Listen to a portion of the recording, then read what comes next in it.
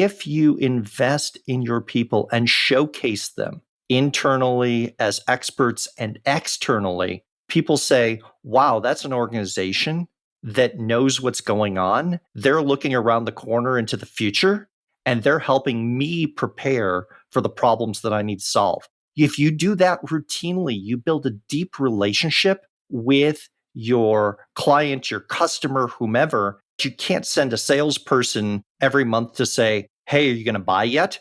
Because they're not ready to buy. So thought leadership allows you to equip either your marketing team or your sales team with ideas that you can drive a conversation when the buyer isn't in a buying cycle. And it builds trust. So from a marketing perspective, you can think about it brand building. Hello.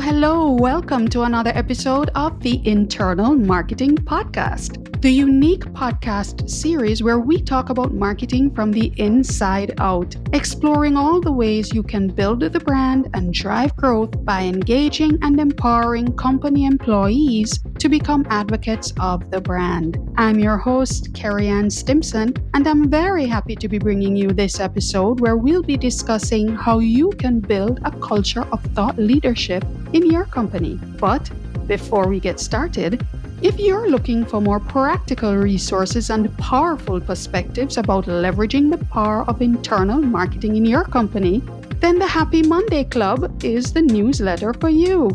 Every Monday, the team over at Workshop puts together an inspiring and uplifting list of articles from some of the world's best workplaces, along with their latest internal communication templates and the occasional giveaway or surprise. Join over 15,000 communication professionals and sign up at happymondayclub.com. And of course, Workshop is the global sponsor of Season 3 of the Internal Marketing Podcast. Thank you, Workshop. I'm happy to have you on board as always. So, let's jump into this conversation with my awesome guest for this episode, Bill Sherman. Bill is the COO of Thought Leadership Leverage, and he'll be sharing how you can build a culture of thought leadership in your company. So, hi, Bill. Thank you so much for joining me here today on the Internal Marketing Podcast. It's great to see you. How are you? I'm doing well. Great to see you, Kerry-Ann. Great. Thank you for accepting my invitation to join this conversation. I know in the lead up, I was sharing with you that, to be very honest with you, this particular topic was not one that's been on my radar for very long, but we met over LinkedIn. Of course. And of course, confession, I was a guest on your podcast not too long ago. And I've been following your content on LinkedIn, which has been awesome. And for anyone who's been following you, and we're going to hear more about your platform and your content in a bit, but anyone who follows you knows that thought leadership is basically what I would call your content pillar. And it's really been inspiring me to look deeper at the whole matter of thought leadership. And when we talk about employee advocacy, internal marketing, and empowering employees to be advocates of the brand, there's been a lot of conversation about, well, how do we empower employees to build their own personal brands? And that sounds simple enough. But when I started to take in a lot of your content and listen to a lot of your episodes on your podcast, I said, hey, how about thought leadership? It's not just enough to talk about building a personal brand, but in a lot of organizations,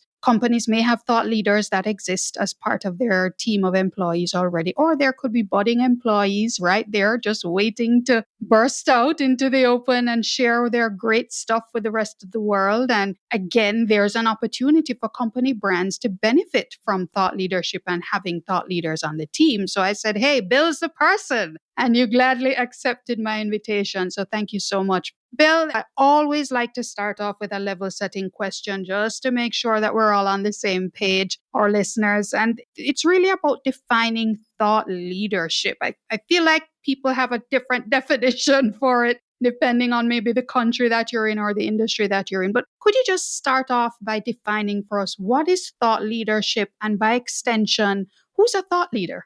So let's start simple. There are a lot of definitions out there, and many of them are awkward or not very useful. Some of the ones that I've heard which are confusing are thought leadership is what thought leaders do.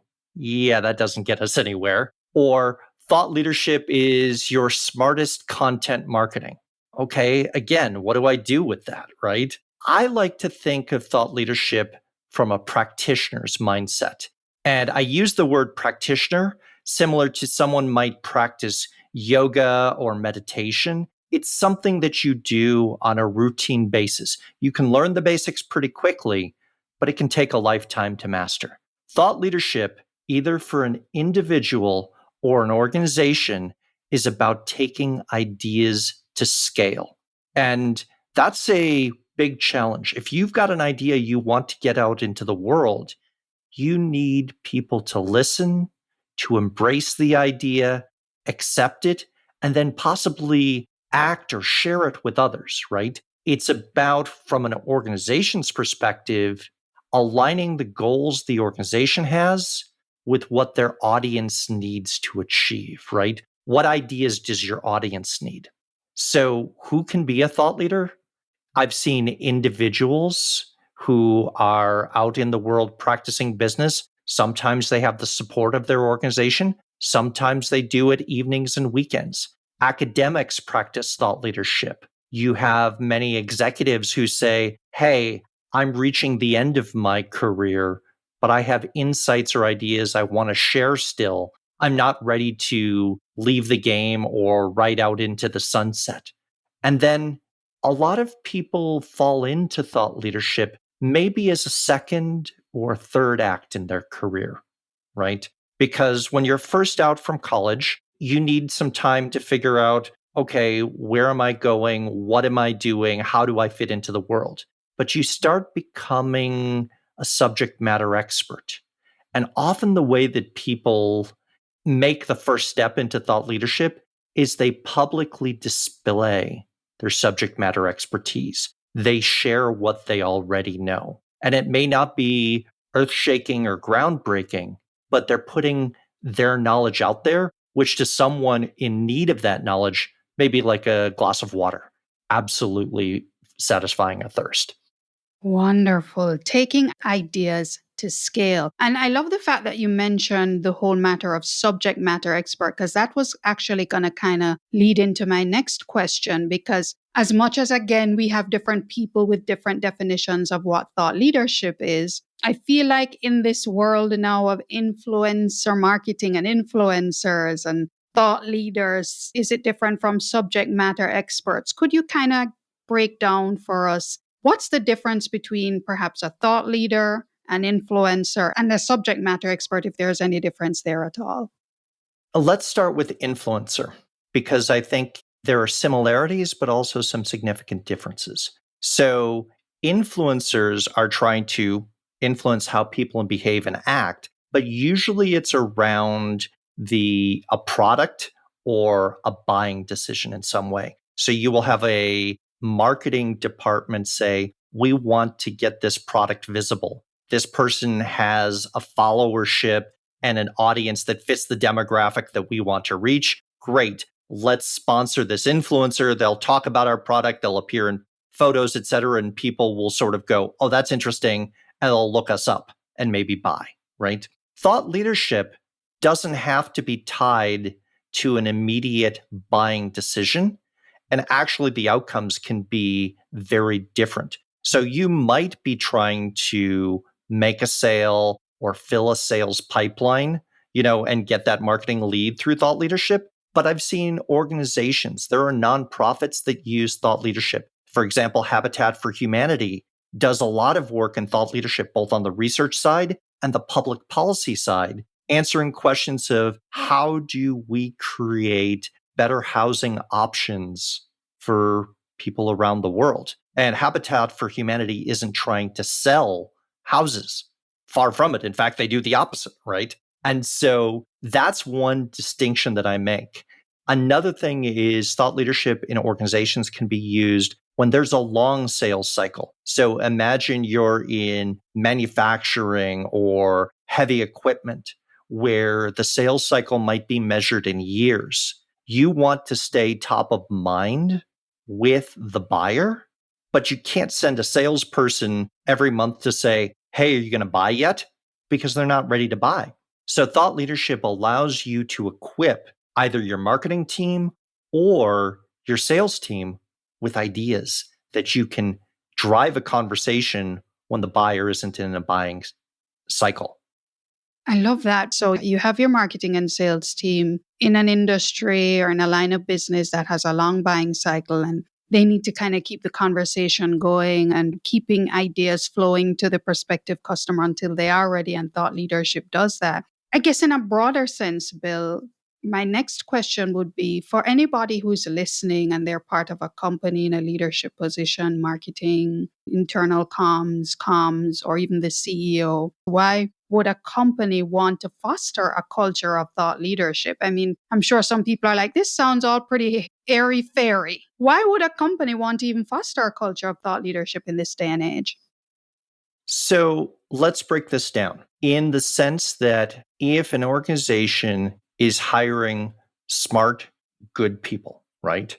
You want them to stay. You want them to grow, to be ready to take on challenges. Well, one of the best ways that you can do is to prepare them by equipping them to understand and have the knowledge to solve bigger, deeper problems, right? So investing in your people is a first and foremost step. The second thing on that is if you invest in your people and showcase them internally as experts and externally, people say, wow, that's an organization that knows what's going on. They're looking around the corner into the future and they're helping me prepare for the problems that I need to solve. I was thinking about X. They told me about Y, which is happening today, and prepared me for Z and told me what I needed to do today. If you do that routinely, you build a deep relationship with your client, your customer, whomever, and it builds trust. So from a marketing perspective, you can think about it brand building. From a talent perspective, it's recruitment, it's retention, it's performance. You attract more high potentials and you turn them into high performers. So, Bill, if we're talking about the role that thought leadership plays in company success, and I'm getting it, it hits your marketing, your branding, your recruitment. That's what I'm picking up from what you're saying. Is thought leadership something that should only be relegated to the senior executive level within an organization? Or can anyone be a thought leader as part of an organization? What's your view? So that's a great question. And I would say that what I've seen across organizations is often it starts at the senior leadership level, right? They have the support of exec comms. They have a vision that they want to get out. If you have a large organization, you need help taking that message to scale because you can't talk with everyone, right? Even inside the company. But and this brings us back to subject matter expertise. The larger the organization gets, the more expertise and thought leadership is across the organization. And you have a choice as a leader. You can either proactively nurture that thought leadership and promote it internally and externally, or hope that it happens.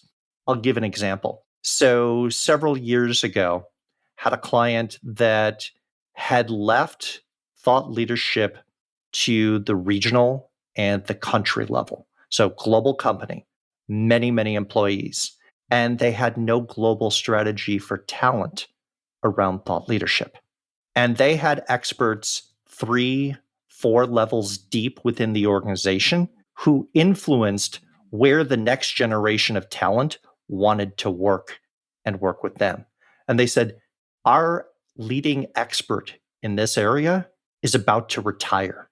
Who do we have in place that can be that voice? And that voice can't be the CEO, COO, or CMO because they don't know the topic to the level of world-class depth, right?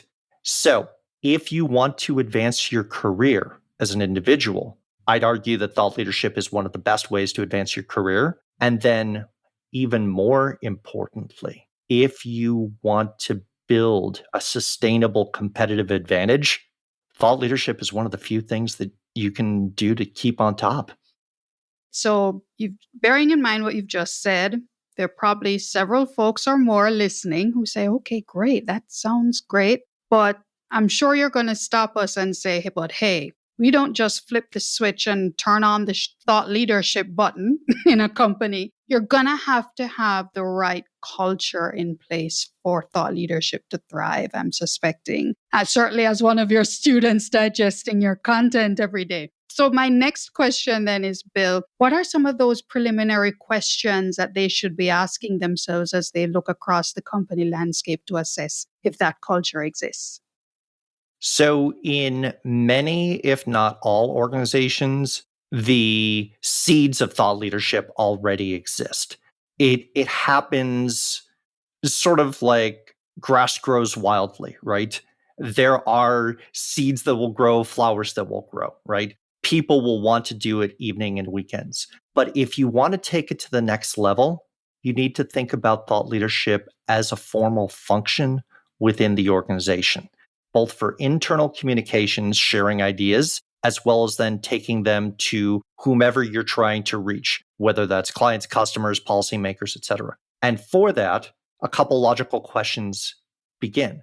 Who's the executive sponsor for this? Who's going to give this function enough time to stand up, the resources it needs, and its budget, right?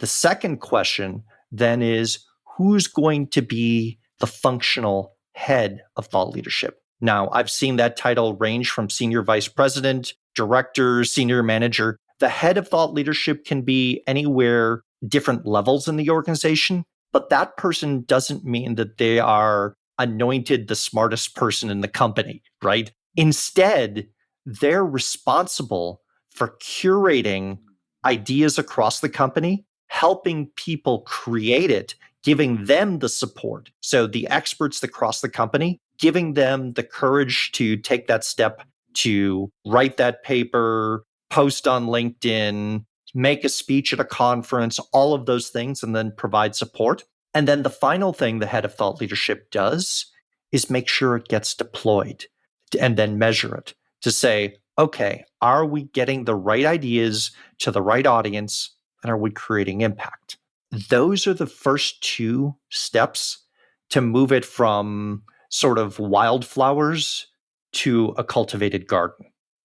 I'd love to jump back to something you said just now, Bill, because when you say that person, that role within the company is what I'm picking up, who should kind of, I guess, own that thought leadership culture framework. So are you suggesting that it doesn't sound like you're suggesting that it's a departmental thing necessarily? It's just someone who has the right fit to really drive that and make it come alive and be sustained? So it can be a department and a function. There are organizations that have teams dedicated to thought leadership. I've seen teams of 14 and 20. I've seen teams of one. Okay. It very much depends on the size of the organization. But coming back to culture, the head of thought leadership who's responsible on making sure this happens on a day-to-day basis, just like the person in accounts payable is making sure the bills get paid. Culture is more than just putting up the posters on the wall and saying we value this. Culture means it gets done and we track how well we did it, right?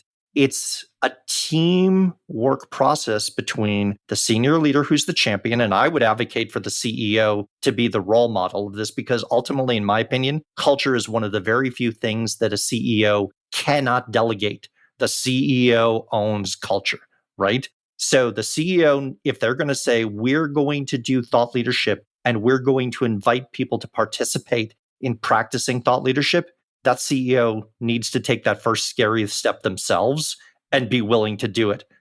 I love that. And I agree. I think certainly once the CEO demonstrates that they subscribe to what it is we're trying to build as a culture of thought leadership, I think it makes it 10 times easier from there. So, Bill, for those folks who are listening who say, hey, I think we have some work to do with doing some things that are necessary to start establishing and building and growing that culture of thought leadership practically. What are those preliminary steps you think a company should take to start getting the wheels turning?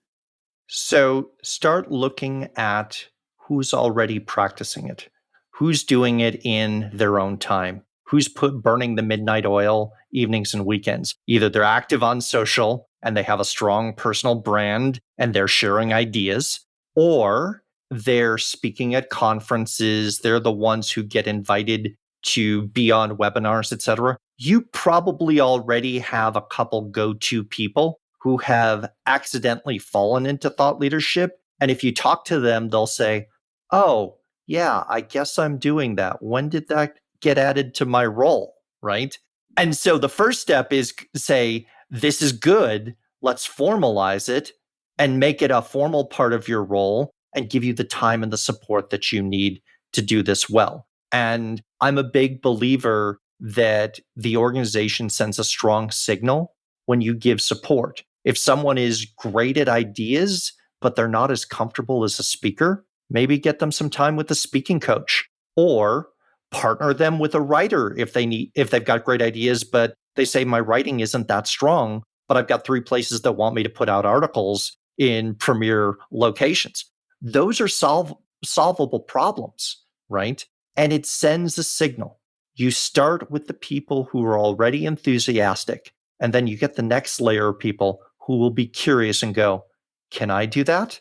Can I be involved? Can I get a little bit of help? Can you train me? Can you give me a little basics? What can I do? And by encouraging and saying, this is an opportunity and you will be rewarded for that, whether it's in a performance review, opportunities, cool projects, etc. Those things attract attention.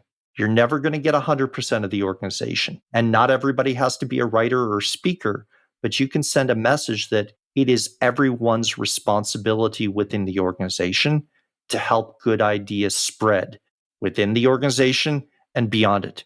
So if there's a great article and you're a salesperson, you can share that with your client and talk about it a little bit if you understand it, or say, would you like to talk to the author? Would you like to explore this further? There are ways to drive business and spread ideas.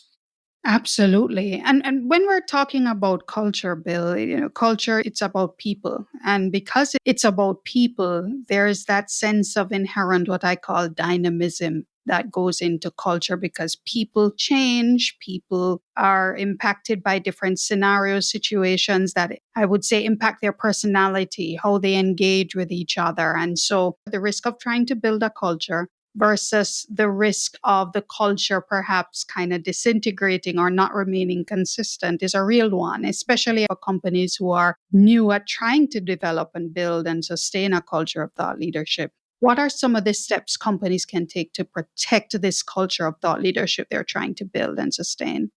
Track small wins first and celebrate small wins. And don't expect that your first attempt at thought leadership, and this is like internal communications or starting on social media, you're not going to get a million views, unicorns and rainbows. That's unrealistic, right? Step 1 is you may simply say, oh, we opened a conversation with someone that we didn't think we could get to.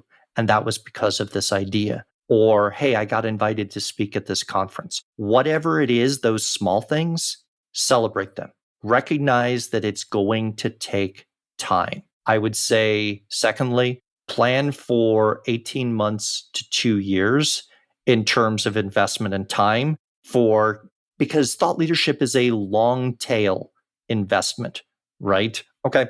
You will see results sooner and you'll have that anecdata, but it has a compounding effect. Like you mentioned earlier, you've been following what I put out on LinkedIn.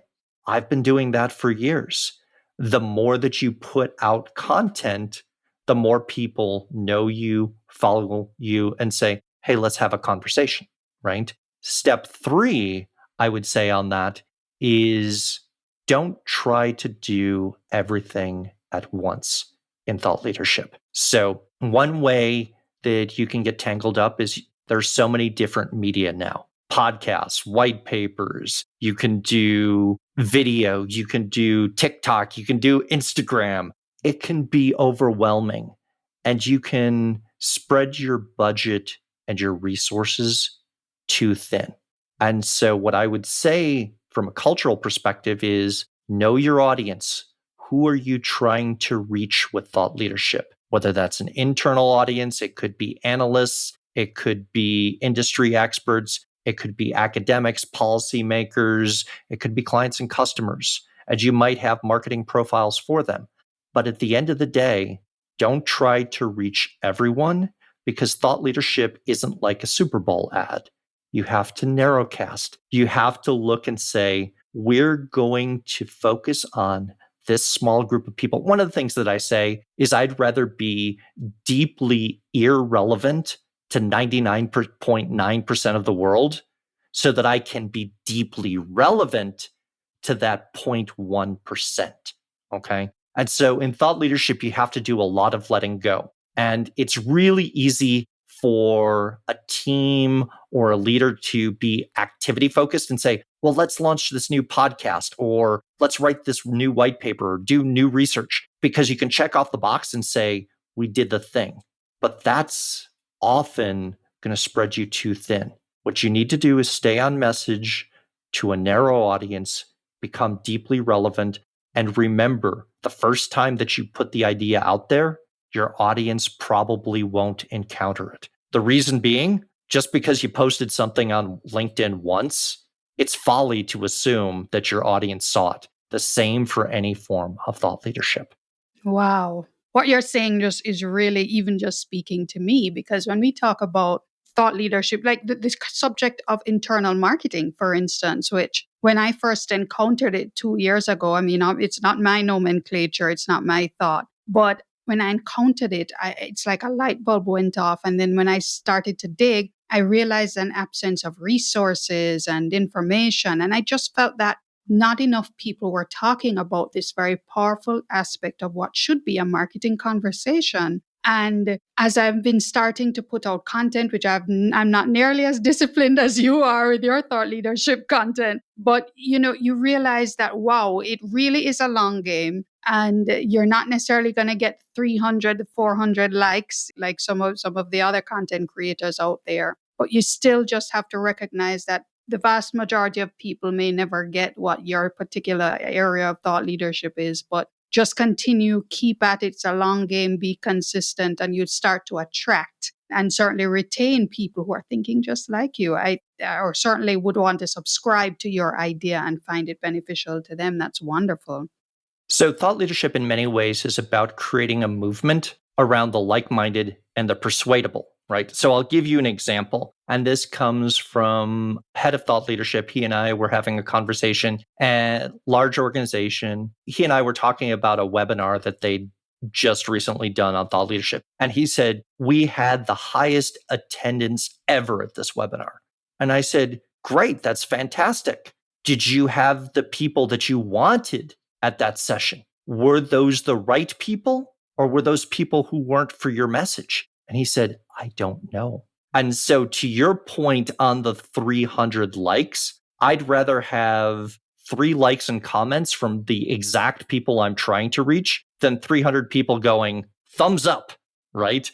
I love that, and I'm there with you on that. Absolutely. Because if you're not attracting the right people, if they are not part of the conversation, then you're really not hitting your objective. That's really the bottom line. So this is the Internal Marketing Podcast, right? Absolutely. Yeah. And when we talk about internal marketing, it's really about, again, engaging and empowering employees to become advocates of the brand. So it's all of what needs to happen within an organization to engage employees around the brand's products, services, mission, vision, and purpose, and also giving them the tools that they need to be able to advocate for that brand to their network of family, friends, colleagues, what have you. What role, if any, do you believe internal marketing can play in helping to build, establish, grow, sustain a culture of thought leadership in an organization? Certainly as a strategy and a competitive advantage, ultimately. So internal marketing does a great job at building a lot of the foundational skills of what is a brand, how do you reach out, how do you build an audience, and you're not necessarily always asking those people to talk about what the organization does, but you want them to be visible. And step one is giving them the skills and the confidence. So I think internal marketing and thought leadership align nicely as you try to scale it across an organization, right? And if someone has the confidence to talk about a passion or a hobby, something they do when they're away from work, whether that's, surfboarding or custom sewing or whatever the thing is, great. Follow your passion. A lot of people become accidental professional YouTubers with 1 million followers that way, right? But more importantly, they have the foundational skills so that then if you say, hey, let's talk about some of the things that you know at work and you're an expert in, and let's shine the spotlight on you for what you know as a professional. All of a sudden, that feels pretty good and not so scary anymore if you're an employee, right? I know I've got the skills. I know how to post on different formats. And now the organization wants to shine a spotlight on me and will invest in me being visible. Well, that's got to be good for my career, right? Absolutely. And that's a great time. And I love that you shared that because ultimately, if a company chooses to invest in its people and its people recognize that you're building loyalty, you're building credibility, you're obviously building the brand because happy, engaged employees will want to talk about it. And the reality is, and I know this is another fear that companies have, is that if we put our employees out there, they're going to get poached or they're going to leave us and someone else is going to take them. At the end of the day, great people attract great people. So even if you have team members who leave you for better opportunities in their best interest outside, you've so established such a powerful people-centric brand that it's not going to be difficult for you to attract even more great people to come in and fill that vacancy. I'd like to suggest that. I absolutely agree with you on that. And let me underscore that point. If they don't have that personal brand, if they're not visible, if they're just staying at work, doing their thing, and then they're offline at home, what if they stay? What if these people stay and never build a brand? How does that impact your organization? To me, that's far more scary than if they go on to do something at either a different organization or they have a different career. That's fine because, like you said, I'd rather be known as a leader and an employer who attracts great talent and helps people become their best and be known for their expertise and skill. And then you never have a problem if you have that reputation attracting great talent. You'll have people wanting to apply to you. No argument there. No argument there. Bill, for those folks listening who may think, hey, this sounds great, but it's not for my industry, doesn't work with my industry or for the customers that I'm trying to target. In your experience or in your view, is there any sort of industry that exists to which thought leadership doesn't apply or can't offer any kind of tangible benefit? The short answer is no. The longer answer is I have seen it in financial services, heavy industry and equipment manufacturing, consumer packaged goods, retail, you name it, thought leadership exists. If you are hiring people who are smart, who like solving tough problems at some part of the organization, maybe not everyone in the organization, but almost every organization exists, grows, thrives, and survives because they have people that are good at what they do. And if you say, yeah, we don't have that, or our solutions were great 10, 15, 20 years ago, but we're kind of behind the times, well, then, yeah, you're going to have a problem with thought leadership, right? But you need that even more at that point. I'm so glad you raised the point about consumer packaged goods because people tend to think that thought leadership is really just for the B2B space, you know? So the fact that you're sharing about consumer packaged goods, could you share with us a quick example of what that would have looked like, leveraging thought leadership in consumer packaged goods of any kind? So I'll give two stories consumer focused. The first one is around consumer packaged goods, which is on the making of the food, right? One organization had a world class expert in yeast, right? And they owned the thought leadership on yeast globally. And they said, this is critical for what we do. We need to be seen as leading this process so that we can attract those biochemists who are looking and saying, where do I work? They want to come with us.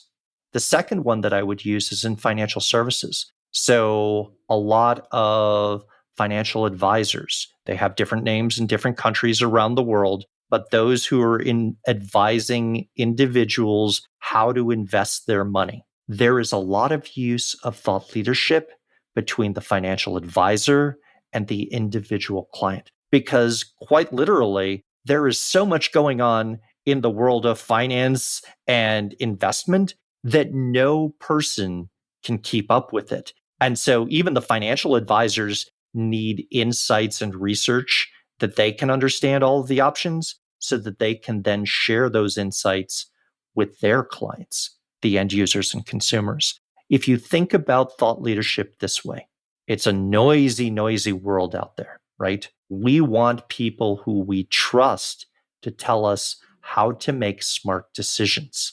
And I think of if I'm in the grocery store and I'm trying to choose between 8 different types of broth or soup, I'm standing there sort of like a fool, picking it up, looking back, reading the back of the ingredients, how many calories, how much sodium. I don't know, but I'm trying to make an informed decision. Whereas if I have an expert, if I have someone who I trust and they say, this is the reason why you want this rather than that. Now, it might be for a retail good, it might be for a life purchase. There are many options, but we need help and we need guides as individuals, whether we're B2C or B2B. Bill, this has been such a fantastic conversation, and I'm just taking notes all over the place, and I'm looking forward to listening back to it. Of course, I'm at that point in the conversation where I ask all my guests, of all the things you would have shared with us in this conversation, what would be in your mind the key takeaway or the key nugget that you'd like our listeners to come away with having heard? So I'll split it on 2 levels. As an individual, all of our listeners here are people, right? If you want to accelerate your career, differentiate yourself, start exploring thought leadership, take small steps, and the sooner you start, the better, because it has a compounding effect. Most of us don't start that road in our 20s, but when we're in our 40s and 50s, we say, boy, howdy, do we wish we did, because we want that extra 10 years of experience.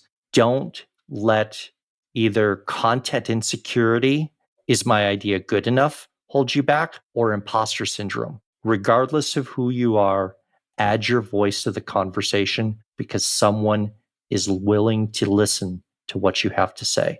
And as an organization, I would underline this very simply. Have a strategy for thought leadership, empower your people, support them, and equip them with the resources they need, and they will help you shine as an organization and reach your goals. They certainly will. Bill, thank you so very much. This has been a really, really insightful conversation. It's a joy to chat with you, Kerry-Ann. Oh, always. It's always a joy to talk with you, Bill. And as I said at the top, this is not even a topic I had on my radar maybe even 6 months ago. But as you say, I've been taking in your content. You've been doing it for years. I just discovered you. And then here we are having a great conversation. It's been wonderful. Bill, how can we, the internal marketing tribe, support you? I always love to invite my guests to share that with us before we wrap. So I'll offer the first thing, which would be simply, if you're interested in thought leadership, I am quite eager to build a community of individuals, practitioners, and professionals who want to explore this topic, who want to talk about it and become better together. Follow me on LinkedIn. If you can put a link to my profile, that would be great. And let's join a conversation. And if you're an organization and you're trying to sort this out, I'd be happy to talk as well. Absolutely. And yes, folks, I do encourage everyone to follow Bill. We'll definitely leave a link to your LinkedIn LinkedIn profile in the show notes. So anyone who wants to go in, they can click, they can find, follow, and can start and continue the conversation with you online. Bill, Sherman, thank you so very much for joining me here for this fantastic discussion on thought leadership on the Internal Marketing Podcast. And of course, I wish for you all the very best and continued success in everything that you do. Same to you, Kerry-Ann. And thank you for sitting down to talk about thought leadership. It's one of my greatest joys. Thanks again, Bill. Have a great one. Take care. Thank you so much for tuning in to another episode of the Internal Marketing Podcast. I hope you got some great takeaways from this conversation. And if you haven't already subscribed to this podcast, then please join the tribe. And don't forget, feel free to share this podcast with anyone whom you believe will find it valuable as well. I'm your host, Kerry-Ann Stimson, and I look forward to your joining me next time.